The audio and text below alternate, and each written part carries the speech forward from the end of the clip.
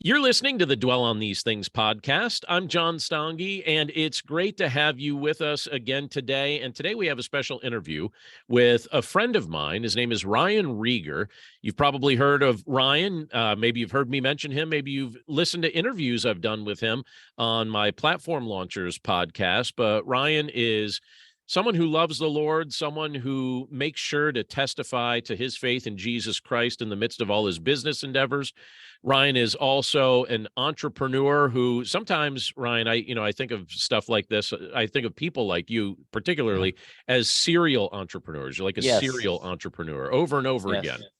And it's just great to have you on the podcast today. And I thought that Ryan and I could have an interesting conversation about the nature of podcasting and sharing the gospel, because one of the things he and I have in common, even though our topics kind of overlap, yet they have a little bit of difference, one of the things that he and I have in common is that we've tried to use our online presence to testify to our faith in Jesus Christ.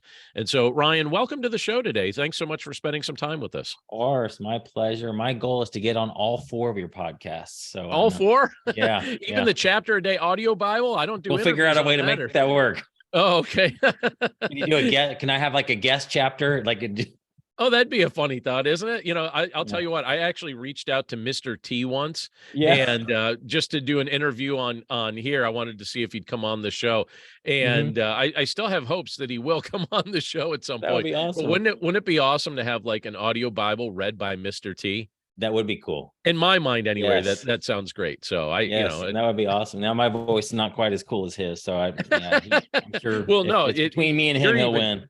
I had two people on my list, Ryan Reger, and then number 2 on the list was Mr. T. So I'm glad I'm glad you're able to jump on here. So Ryan, tell us a little bit about how you share your faith openly in ministry, but also the ways in which you've been able to use technology and specifically podcasting to make the message of the gospel known. Wow. Oh, I just do what you teach in your Platform Launchers group, John. It's God has given me, I don't have a huge platform, but it's a platform. And, I'd say to anybody that has a podcast, it's very easy to get discouraged and look at compare, I know you have 4 podcasts and you have a lot of listeners. So it would be super easy for me to look at your numbers and be like, man, I'm a total failure. I'm, getting way less, but, I think I have 400 and some people that listen to that 400 some downloads on week 1 of an episode when I launch it. And that's the equivalent of 400 people listening to me. If I had a congregation of 400 people, that's a pretty good congregation. That's more than most churches in America. And so guys, do not be discouraged at the platform you have. It will grow. You just keep doing it, be consistent at it. And so I'm thankful where I am, and I do want it to grow, but I'm just, I look at those people as that's 400 people every week that listen to me. And so that's a big deal. That's really a big deal. And that's the right attitude to have too, because it's a privilege. I always think it's a blessing and a privilege to think that anybody would carve out time to listen to content that we create. And the fact that people would find that valuable, the fact that people would actually make that part of their weekly schedule, I look at it and I say, all right, if you're going to carve out time for something I'm sharing, I want to make sure that what I'm sharing actually has value and points you to Christ ultimately. And I see you doing that because in the midst of the different things that you're sharing, your primary podcast is a business-based podcast, and yet your faith is not hidden on that. Your faith is not tucked away on that podcast. And I'm curious, what sort of open doors for proclaiming the gospel have you observed and experienced, even as you've been doing your business podcast streams of income? Yeah, well, God has used it. Like you said, I'm definitely not shy about it because I realize, John, it's all because, I work. It's that quote, pray like it all depends on God and work like it all depends on you. And so we have a part to play, but I realize it's all because of his grace. And so I am quick to give him credit. And when I do that, I see more when more favor comes my way, I give him credit and he brings me more people I'm able to serve. But I use it because I truly believe that it's not business and then personal. It's not business and faith. It's not 2 separate pillars. it's all one thing, and I desperately need him in my business. So I just feel like I would not be doing my people, my listeners, any favors if I didn't talk about this part of my life, because he is the one that's made it work. He's the one that I dedicate my business to, and I feel like I am successful because of that. So if I would just say, just do this and do this, just practical things about business, I feel like I'm missing a huge piece that is honestly the reason that I'm successful.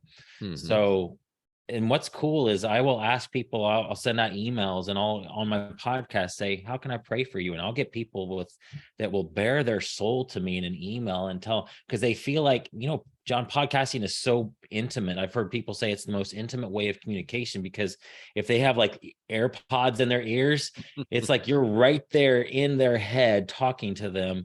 And so they feel like they know you. I'm sure you've probably met people. You're a speaker at PodFest coming up in January, and you've done that before. I imagine you've had people come up to you that are listeners, and you have no idea who they are, but they feel like they know you personally. Oh, yeah. And so you built that trust and rapport with them. And so people feel like they can trust me with a very personal prayer need, and I pray for them. So I have also a book called Finding Your Grace Place. And in it, the first chapter, I asked them if they've not asked the Lord into their heart to do that. And I've probably had 10 people send me a message saying that I prayed the prayer in the first chapter. It's like, wow, that's, everything I do is worth it just to hear that. So Totally. yeah, God's opened the doors. I feel like my business success has given me an opportunity to tell people about Jesus, and I'm quick to do it because I wouldn't be able to do it without him. Yeah, absolutely. And it's one of those things where I imagine you've kind of noticed that as people respect what you've done in the business area, and maybe even in just a second, you could just tell people the nature of your overall business. So we're not just speaking in general terms, but I imagine that as people look at that and they say, all right, Ryan's got this figured out. Ryan is now employing a bunch of people, and Ryan is teaching other people how they can, provide for their family and things like that. Because they respect you in that area, it gives you an open door for you to be able to testify to the fact that your driving motivation is actually to glorify God in your business. Yes, it's so true. And it's so cool to be able to do that because, it would be better. I mean, I don't know better necessarily, but business does open that door. It gives you that platform that otherwise I may not have. If I was just a guy preaching, I think I could probably grow an audience probably, but just business gives me an in with somebody who probably wouldn't ever listen to me if my podcast was all about, my faith. Because people follow me, and I have people who aren't Christians that follow me. And so it's an honor to be able to speak every once in a while on my episodes. Some of my episodes are completely about my faith journey or about a scripture or something Lord's talking to me about.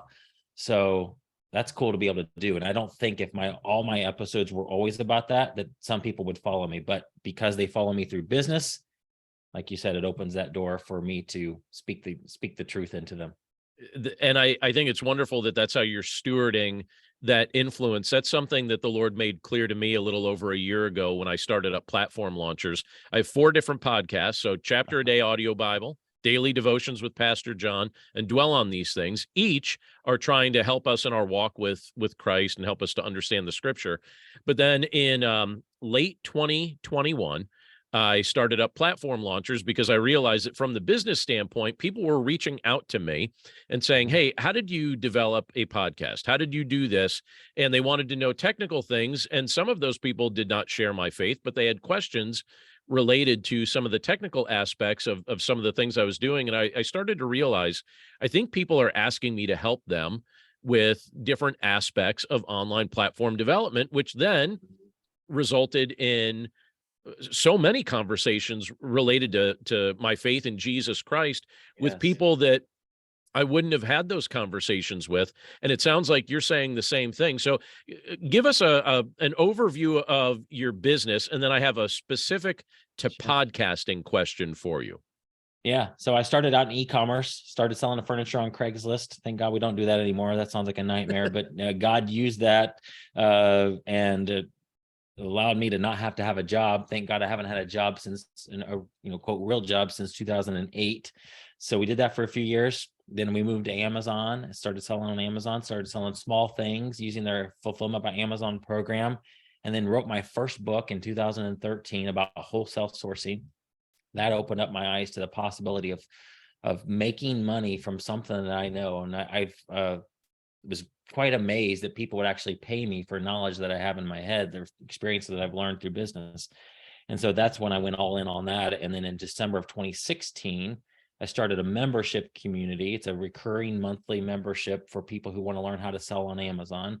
And we've been doing that for almost 6 years now, come this December. And so that's the biggest portion of my income is that membership community. I've also created a virtual assistant service as a spin-off add-on business to that Legends group. And then the Lord's directing me to add on some ministry, more intentional. I believe what I'm doing is ministry now. Helping people make money online is a ministry for sure, but some more intentional ministry. And that's where we're going down the road of a pastor's VA service that we have, pastor virtual assistant service, and now this podcast network that we are launching. Yeah, and I'm excited to ask you some things about the podcast network in a second, but to set that up in case people are wondering about this idea of starting a podcast, or if somebody's actually just thinking about, aren't there enough podcasts? Here's what I've noticed about podcasting. There are a lot of podcasts, Yes, but most podcasts have experienced what's called pod fading. So a lot of people get the idea to start a podcast, but not enough people have the emotion or the desire to continue a podcast. So they start it, and because you don't have an audience on day one, or they're not getting a ton of feedback early on, a lot of people end up quitting. But I have noticed, and I know that you've noticed, and I want to hear your perspective on this. I have been in pastoral ministry for 26 years, and I have been faithfully preaching the gospel from the pulpit all that time. And I've had the opportunity to serve our local church, and I love doing that. And then it was about 2015 is when I really got involved in podcasting.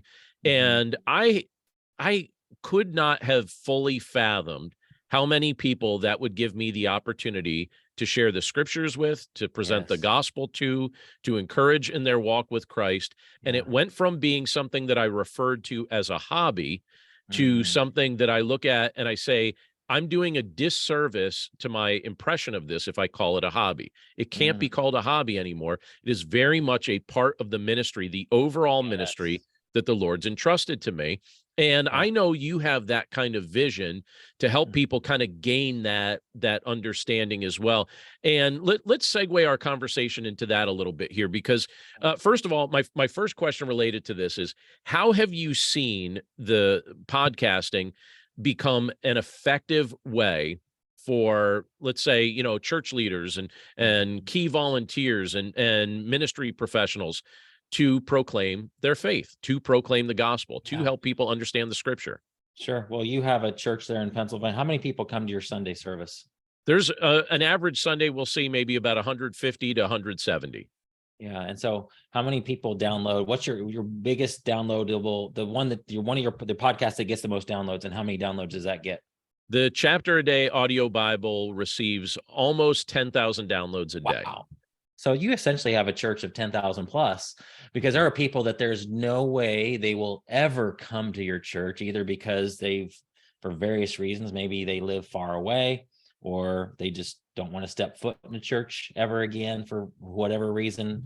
And so it's allowed you to expand that ministry way beyond the 150, 200 people that come to your church on a Sunday morning. And so it's just it is an extension of what you're already doing, and you're able to reach, because it's safe to open up my podcast app and find you there. Safer to do that than to take the time, the energy, the effort to get up on a Sunday and go to your church and listen to you. And And I'm in Plus, I Texas. might And ask you to volunteer to serve like exactly. with the greeting team or children's church or That's something. right. So it is you should see it as an extension of your ministry. And because podcasting is growing so much, the listenership is growing so much. I feel like people like us who are out preaching the gospel need to be on here, because if somebody is searching, let's say they're going through something in their life and they're depressed, you know, and you have a ministry to people that are dealing with mental issues or whatever you feel like God's called you to do.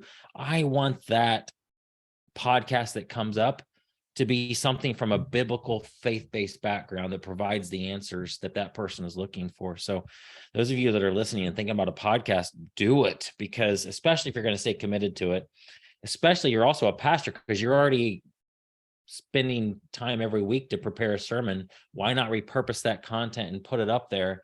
And don't just say this was July 23rd, 2022's message. It's got to be keyworded right. And think about the person who you are trying to reach and what are they typing in to find it? Because Apple's it's not necessarily partial to one podcast or another. It's going to bring up what's most relevant to you. So I don't know if that answered your question, but podcasting is a tool that I think we need to be on, because number one, the listenership is growing and there are needy people on the other side of this. And we just need to be there with the truth of God's word. Yeah, and you even before we started our episode here, you and I were talking about some of the stats that you recently came across. Could you share a little bit about that? Sure. So I get a daily email from it's called podnews.net. And I got one that caught my eye. It was 5 days ago. And it said, in Germany, broadcasters ARD and ZDF, I guess some podcasting platform, published research about audio consumption on the internet. And it said podcast listening has doubled in the last 4 years in Germany. And I've seen other similar types of stats they'll bring just from various countries, but podcasting is growing, especially even in younger generations. They're listening more and more to podcasts. And so, I mean, it's our duty to use this tool that God's given us to preach the gospel. Yeah, and so now at this point, you reached out to me a couple weeks ago with something, a new project that you're working on that I thought this would be a great conversation for us on this podcast, where you're trying to help develop a basically a ministry network. So a network of faith-based podcasters, and you're trying to help promote their shows and do some of the things that are necessary to get that message out. Can you tell us a tiny bit more about that? Sure. So our scripture for this is Romans 10:18. It says, their sound went into all the earth and their words unto the ends of the world. And that scripture popped off the page when I was thinking about our podcast network.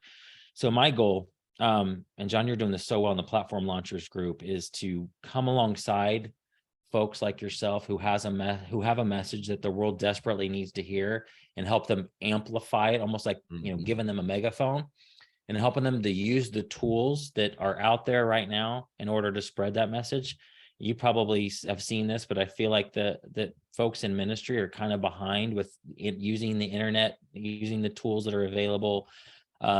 You and I in our business, we have to grow an email list. We have to be, we don't have to be, but it's best to be on social media. We definitely the email list piece. That's without that, we don't have a business.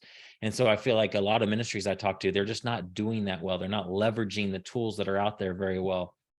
Some of them may have a podcast and some don't. But my goal is to help people who are spreading the gospel, preaching the gospel, to get it out through the medium of podcasting. If they already have it, it could be simply taking over their editing for them. If they already have someone that's doing the editing, come be a part of our community where we want to help. It's like, again, I'll go back to your Platform Launchers group. You have calls every so often. You go live in that group with additional training. So we're literally building this plane as we're flying it, but our goal is to go live there a couple times a month with new training. With, let's say that, for example, you're graciously a part of our network, but let's say you came to us and said that you want to help grow your YouTube channel. Well, Stephen Hibbert, my business partner, is a YouTube expert. So we feel like we could help pastors, missionaries, evangelists, our clients essentially, with growing their YouTube channel.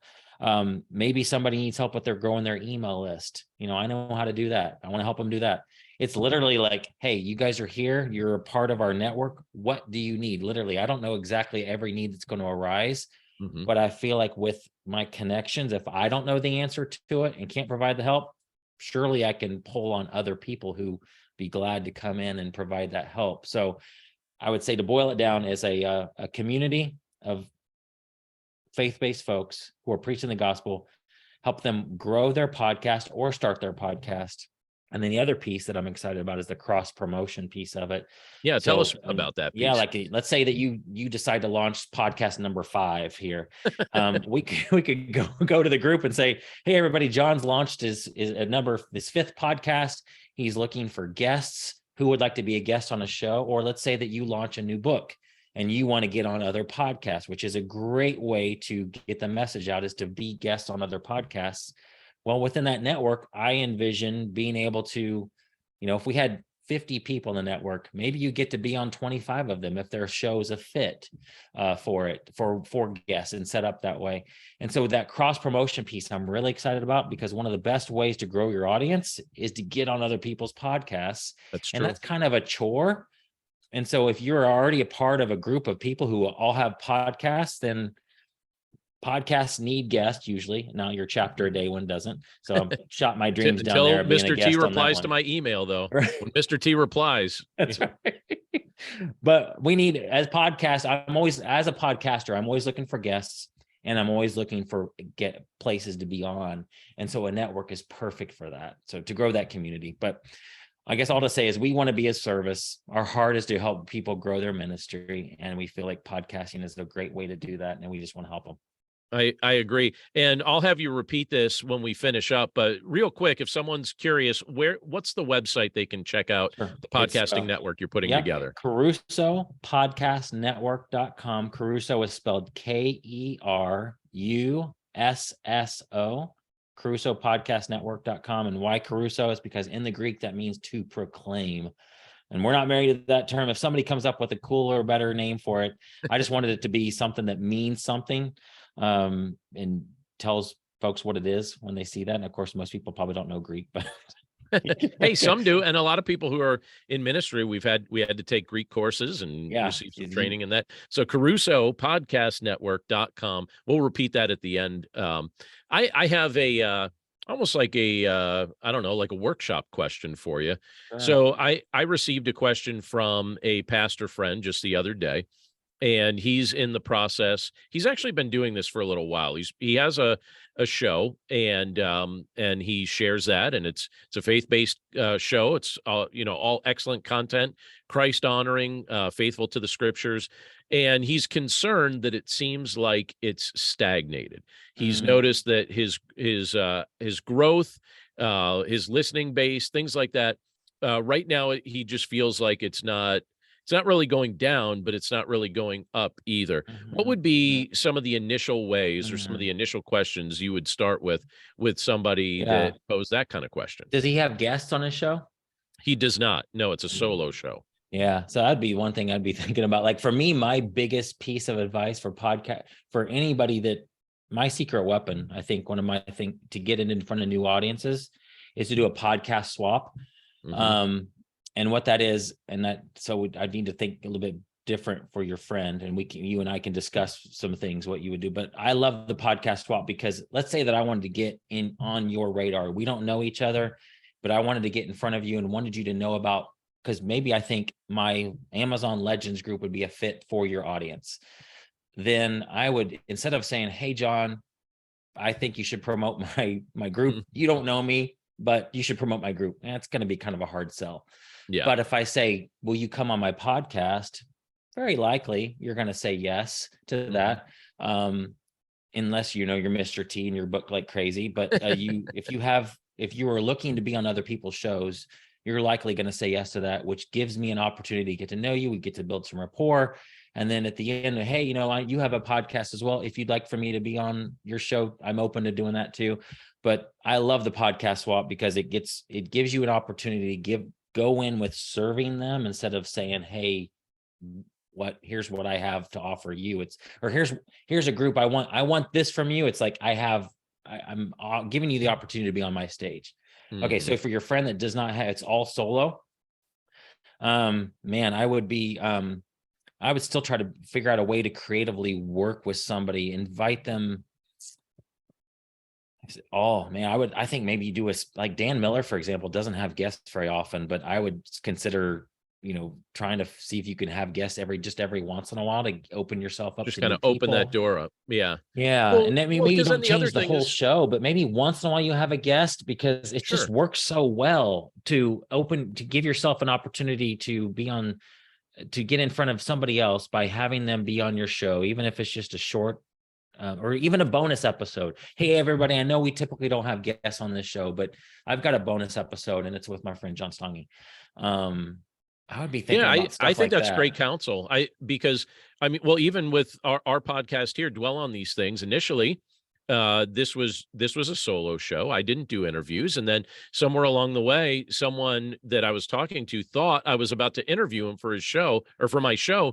And I thought, all right, well, I'm just going to record it as an interview. And if it ends up being a good conversation, I'll share it. So I shared it. And then I realized, hey, why don't I just do a bonus episode now and then where I do an interview? And one of the things I've noticed, just like you advised there, is that, typically when you have somebody on, then they share your show or they share the posts that they're on, and it introduces you at least to several new people. Sometimes people share it via their social media or their email or something like that. But yeah, it does get you out there, and you have that voice that other people are trusting, that is basically lending credibility back to your show. So I do like that counsel, and I don't think that that's something that he's tried. Okay. And Something else I might do is like if he was so very determined on only doing solo shows, then it doesn't matter, just getting it out in front of other audience. So maybe do it using clips on social media, taking a clip of it and posting it on Instagram. YouTube Shorts is going to be, I've heard, is going to be a big thing. There are a lot of people now. I know that I'm not really a TikTok user, but people are growing massive audiences on TikTok. And a friend of mine who does my Facebook ads for me is telling me that there's a lot of ministries that are using TikTok very effectively to grow an audience, but it's got to be short. So I would think clips and get it out on other platforms. You send out to your email list every episode. Every time you have a new episode, send it out to your list to get people to listen. Would be some other things to do, but man, I really like the guest hosting and having people on as guests. Oh yeah, that's a great first step for him to take, and in many respects, it might be a great best step for him to take in regard to kind of interrupting that momentum loss that I think he's experiencing with the show. Sure. Yeah. So as we finish up here, again, the website, if people really want to get into podcasting and really want to be part of a network, it's CarusoPodcastNetwork.com, KERUSSO, CarusoPodcastNetwork.com. And Ryan, any final thoughts for our listeners if this is something that they're really thinking about, maybe praying about doing? Sure. Yeah, I would say man, if this is on your heart, just do it. I mean, it's best to be consistent with a podcast once you start, but it's okay to make it like a season. Some people do, you've probably seen all different types of podcasts. Some people will go for a few episodes, stop, take a break, and have another like a season 2. So it may end up being just, you do it for a season and you do something different. It's okay. Get that message out, because who knows who's going to listen to that. Who knows what, just like with my book, Finding Your Grace Place, I've, 10 or so people that are now going to be in heaven because I wrote that book. Like that just blows my mind. And I'm just so humbled by that. There's people on the other, somebody needs to hear your message. There are people on the other side of your obedience. So get it out there and let's see what God does with it.